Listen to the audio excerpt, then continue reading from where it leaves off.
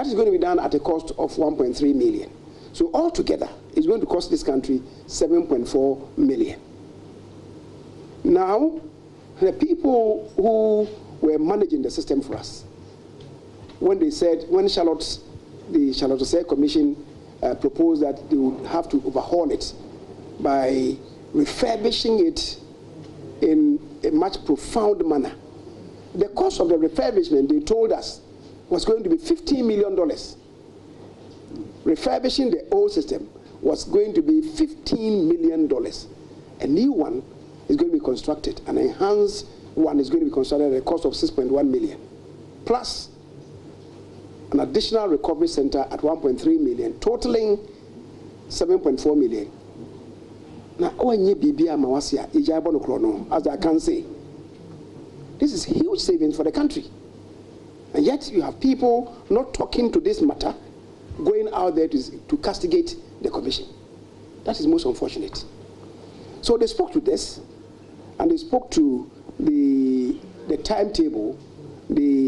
After the compilation of the register, they will have to do exhibition, they will have to do certification of the register, they will have to do transfer voting, and also allow for proxy voting and so on. Right? Now, we all do know that we are not in normal times. And so, even in spite of that, they've given us a roadmap and giving us timelines for performing which function. And they told us that the exhibition, for instance, after the registration is going to happen between the 11th September to 18th September, district officers who were to adjudicate on issues that may ensue from the registration, that is due to challenge and so on, would happen between the 22nd of July to 10th of August. And the registration itself is going to begin from 30th June to 6th of August. Then the receipt of nominations would happen on the 5th October to 9th October, and distribution of voter registers is going to happen between the production and distribution is going to happen between 14th of October to 22nd of October. All these things they've given us. And in addition, we allowed questions after their presentation to be asked. Members asked over 40 questions, and they took time to explain to us all the issues that we raised, including the costs of procurement of hardware or software, the companies who had won the contracts and so on, including the fact also that the enhanced biometric registration devices that they are procuring is at a cost per unit of $3,423. One, it's costing this country $3,423. The old equipment, which is not as modernized as the ones that they are bringing, which is not as enhanced as the ones that they are bringing, which doesn't have the capacity of the ones that they are bringing, was priced at $5,270. The old one, $5,270. This new one is $3,423. And the price of refurbishing any of the broken down ones, the old ones, was costing this nation $3,000. $3,000. The BVRs, the biometric verification devices, the old one, which doesn't have the competence of this new one, was priced per unit at $917. This new one is going to cost us $336. Look at the tremendous savings that this commission is making to this country. And yet, people are bastardizing them, that they don't know what they are about. The issues were raised, and I want to now be specific about the issue of they trying to tap into the database because they are going to use passport as identification material, passport and the National Identification Authority card, right? That Ghana card. They are going to use these two cards. So the minority leader, it was who asked whether it would be possible to connect to the database of the Passport Office and the National Identification Authority, so that if anybody submitted any card, on the spur of the moment, they could authenticate the genuineness of a passport or a Ghana card. The response of the woman was that no, that one is not fixed into the machine that is being brought, because at the time of the procurement, the Identification Authority themselves had not supplied so much, and now they have. We are using it, but then we are requesting them to train our officers such that they will be able to determine and distinguish between a genuine ID card and a fake one. Equally so for passports. And on the basis of this, somebody makes the allegation that, oh, the commission is not ready. Since 1992, of course, the National Identification Authority card is a new one. A passport we have always used since 1992. When? Since 1992, 1995, 2012, 2016. Even in periods when we have engaged in limited registration. When? On which occasion has the Electoral Commission been in a position to link up directly to the database of the Passport Office to authenticate passports? So if anybody is raising this, and by this indicating that because they are not connecting to the database of the two outfits, they are not ready, it's palpably laughable. I don't think that it has any basis. So I really don't see the issue. In any event, we're also convinced and persuaded by what they indicated to us, that we thought, yes, we could go on with it. The minority leader, who himself had said earlier that an allocation of 329 million, which ought to have been given to the commission, which by December the finance ministry had not given them, and had insisted that we should ring fence the 329 million to be given to the Electoral Commission, because in his opinion, and the committee agreed, the allocated amount could not suffice the enterprise that they were charged to do for 2020. So the position of the committee was that the finance committee should release the 329 million, which had not been released for the procurement of the equipment in 2019, to the commission. The commission came to inform us that the finance minister had not, as of yet, given the money to the commission. And the position of the committee is that the finance ministry should release that amount to them. Indeed, this year, even though on paper about 701 million has been released to the commission for the performance of their functions, only 400 million has actually been received by the commission. So we then undertook to pressurize the finance ministry to release immediately, let them have the outstanding 300 million if we want them to commit and indeed be able to pursue this enterprise and have a very credible elections. Those amounts should be released to the commission as early as possible. And we insisted that the 329 million should as well be given to them. So for anybody to turn around to say that the commission is not ready, my goodness, I cannot understand this. In any event, after the delivery and presentation and questions have been asked, the position of the minority was that, well, in spite of what you have told us, our position, our official position, and we want to put it on record, and that's what they said. Our official position is that we are still against the re-registration. That was the concluding remarks of the minority leader. And he went on to say that in spite of that, they would invite the Electoral Commission to the Committee of the Whole to come and make the presentation. Whereupon I quickly asked him, if the commission, after being so convincing and persuasive, you are telling them that the position of your party is that you are officially against it, what purpose is the commission going to serve if we invite them to the Committee of the Whole? Only to have a second presentation for you to also repeat your position, that notwithstanding, we are against what you have done. or what you intend to do. Does it make sense?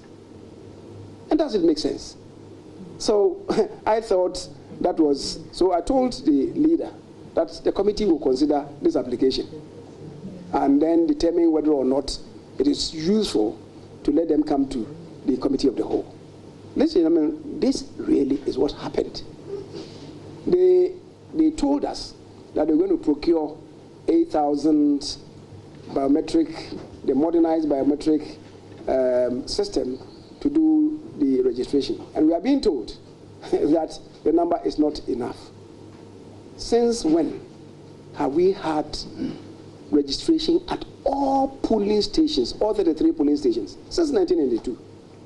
Since when? Because, of course, the registration equipment is quite expensive. So it is not possible to really serve all 33,000 polling stations at a given time.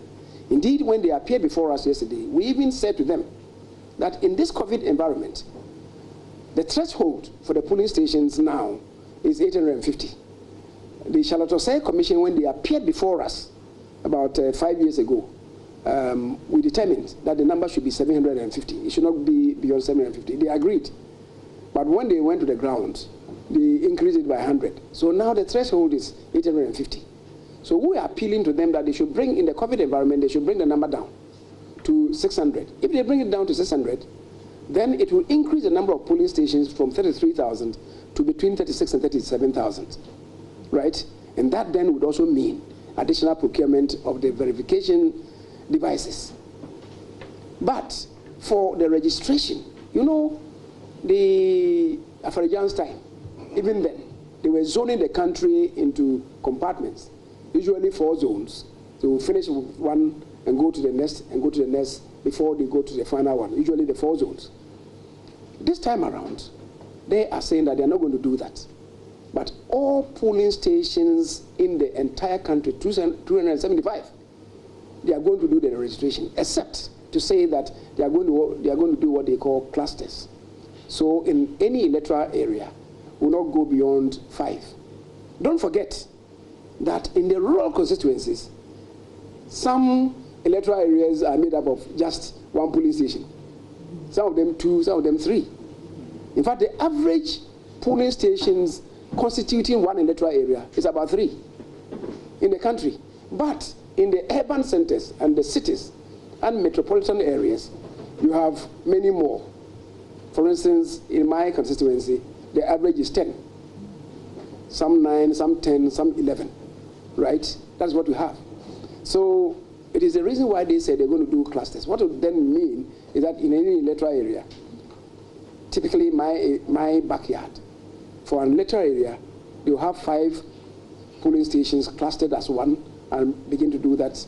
And then the other one would then constitute the second cluster. So that is it. This is the first time we're having this in the country. They said they are going to do phasing by resorting to this clustering.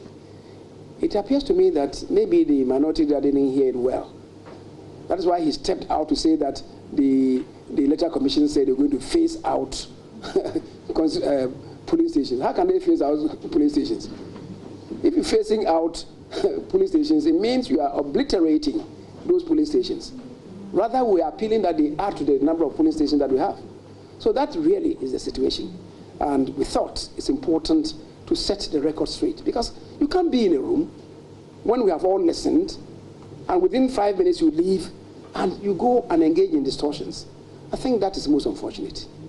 Ladies and gentlemen, I thank you very much for your rapt attention, and if there are any questions, we would respond to same. Thank you, Majority Leader. We'll pick the questions now. Leader will pick 4 at a go. I'm not too sure that I have more. Okay, all right. So we'll take 2 here, 2 here. I saw your hand. Come again. He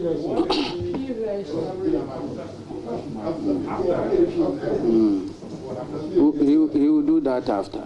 Okay, after the questions. My name is Kweku. My name is Kweku Sechidan, so I report for GhanaMPs.com. in the face of distortion of facts and the request being made by the minority, should you have the committee of the whole meeting, would you allow the media to be in so that you will not have distorted fact? Thank you. What perhaps going forward we may do would be to avail the recording to you and make your own judgment. Because I asked the question whether it serves any purpose when they have concluded that we have made up our minds. Don't convince us with any facts. We are saying that whether or not it is good, it's persuasive, it's convincing, our position is that we don't like it. So what purpose would it serve if they come before the committee of the whole? What purpose? One can be too much for saying. Right. Leader Ibrahim Al-Hassan, G1 TV, Star FM. Leader, the issue of the CI and proxy voting, as well as ROPA, did it come up yesterday at your engagement? Because there's a Supreme Court judgment to that effect, as whether Ghanaians living outside will be afforded the opportunity to register at the impending exercise. The Constitution is clear. In the performance of the functions of the Electoral Commission, no person, no authority can subject them to any directions. I would suggest, not even the Supreme Court, not even Parliament, not the President. No person, no authority can direct them in the performance of their functions. So the Supreme Court only directed attention to the law and said to them that because Parliament has passed that law, it should take steps to implement it. That's the import of the Supreme Court's decision. The rest of them will be left to the Electoral Commission. You can't just go to London, for instance, and call Ghanaians that, where are you Ghanaians, come and vote. You have to subject them to the same processes and procedures as we subject citizens in Ghana too. So it will mean that they have to be identified first, to be registered. All those processes will have to be followed. So let's leave that one to the Electoral Commission. The other one, you said CI something? Yes, as to whether the CI that is matured already makes provision for people, Ghanaians living outside, to register.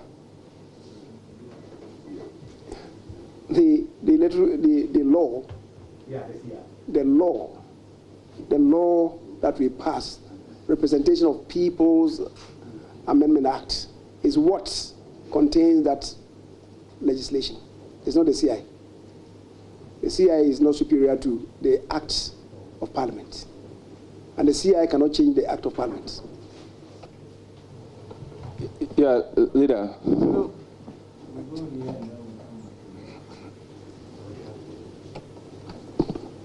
Thank you, Leader. My name is Felix Nyaba. I work with the Republic newspaper.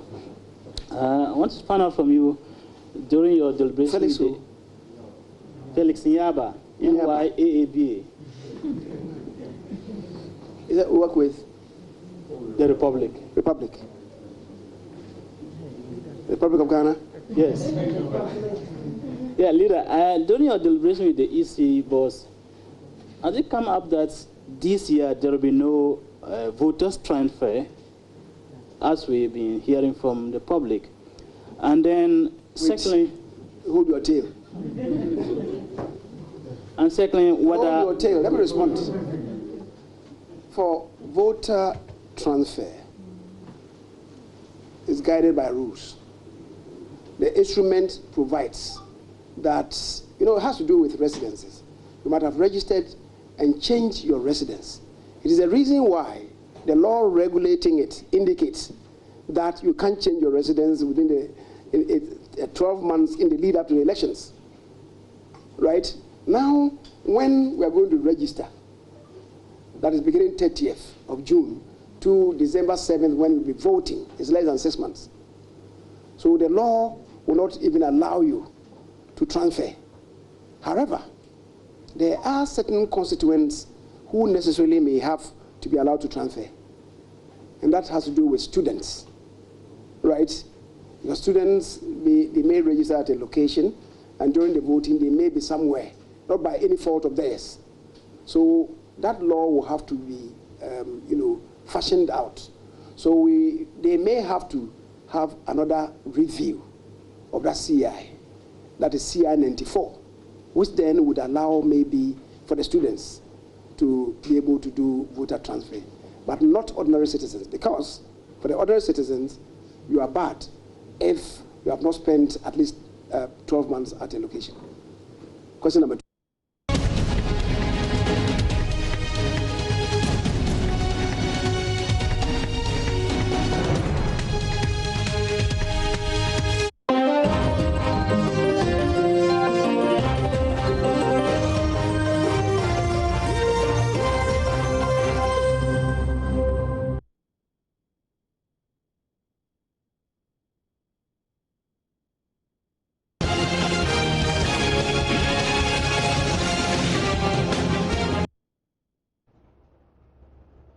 It's your election headquarters. Hello, welcome. This is Election Brief. My name is Mama Vioswa Abwaje.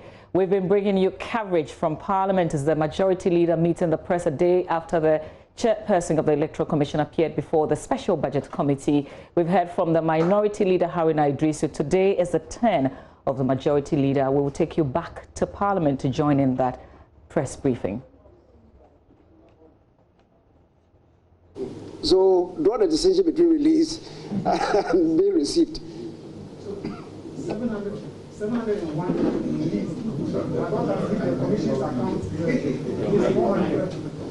So, how soon will the Electoral Commission be receiving what is left? Because you indicated that is why we are saying that we, or the committee, will have to engage the Finance Ministry to bring pressure on them to do what is needful. Because, let's face it, no thanks to this COVID environment, time certainly is not on our side.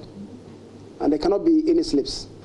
So certainly the committee would engage. Unfortunately, the committee chairman himself has to engage in some elections.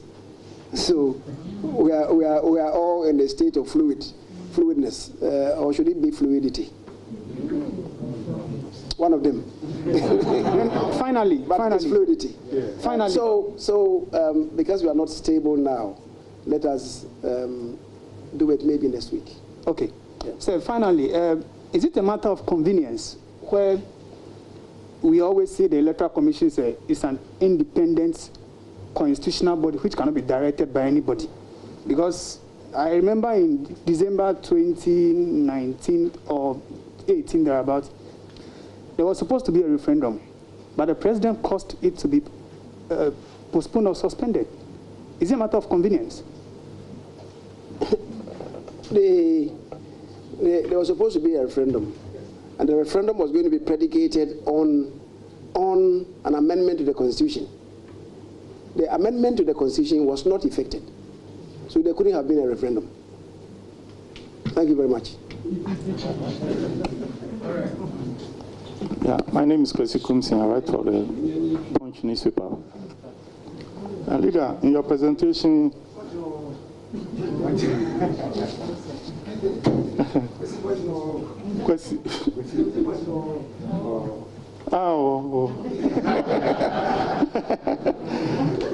Leader, in your presentation, you did mention that the previous administrators bought BVD for 5,000 as against the new one, modern one that the current administration is about to buy, which costs less than 5,000, specifically about 3,000.